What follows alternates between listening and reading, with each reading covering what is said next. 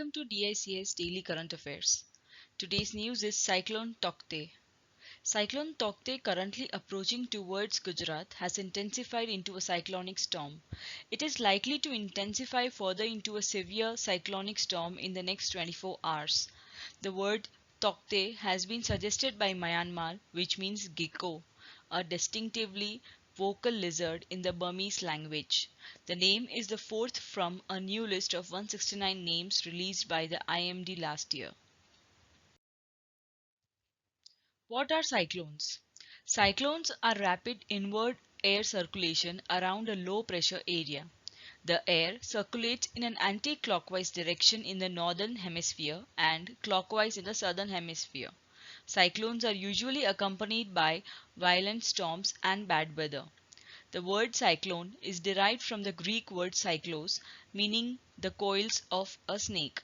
It was coined by Henry Peddington because the tropical storms in the Bay of Bengal and Arabian Sea appear like coiled serpents of the sea. Classification of cyclones. There are two types of cyclones, tropical cyclones and extratropical cyclones, that is also called temperate cyclones or middle latitude cyclones or frontal cyclones or wave cyclones. The World Meteorological Organization uses the term tropical cyclone to cover weather systems in which the winds exceed gale force, minimum of 63 km per hour. Tropical cyclones develop in the region between the tropics of Capricorn and Cancer. They are large-scale weather systems developing over tropical or subtropical waters where they get organized into surface wind circulation.